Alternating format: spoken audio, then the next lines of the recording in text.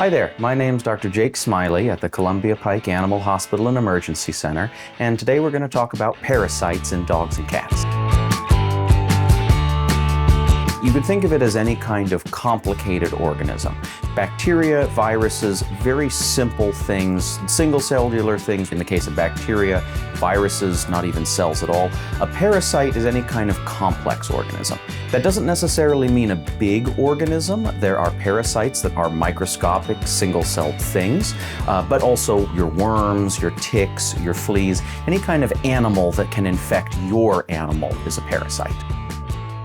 There's a lot of things they can do depending on the species. Many parasites suck blood, many parasites spread other diseases in addition to being afflictions themselves. Generally speaking, what they're going to do is cause unthriftiness. They make your pet weaker because they are feeding off of it. They're taking your animal's energy for their own consumption, and your pet is weak and unhealthy as a result. In dogs, because our guys like to roam around outside, and especially puppies like to put all kinds of things in their mouth that they shouldn't, GI parasites are very common in dogs.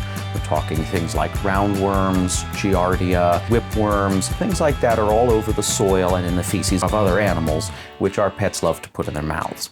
Another thing that's very common in dogs are skin parasites like ticks and fleas. Obviously, playing outside, socializing with other dogs, very good thing, but it's a great way for parasites to hop from one animal's skin to the next animal's skin.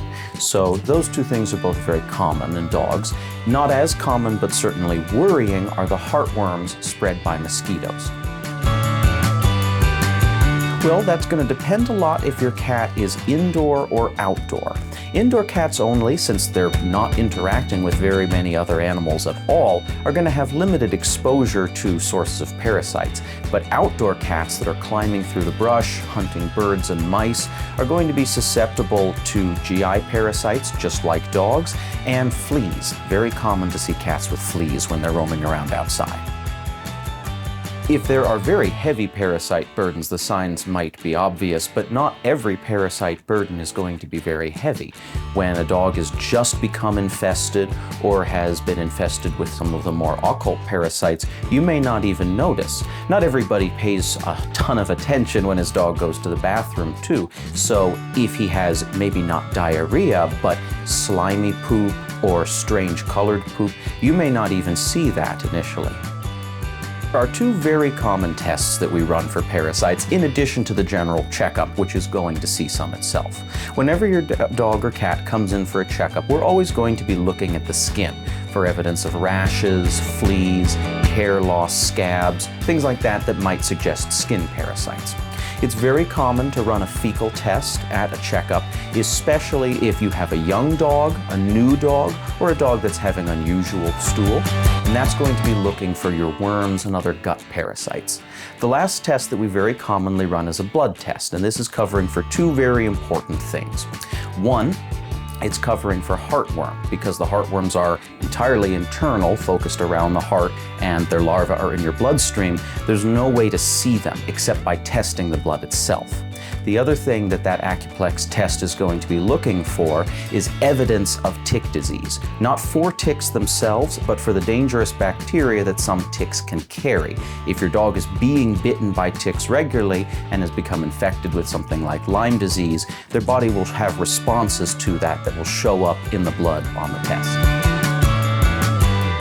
Well, thankfully, many parasites in this area are relatively easy to kill. Although they are technically animals, their systems are very different from those of our dogs and cats, and there are many products that are toxic to parasites that won't hurt your dog or your cat.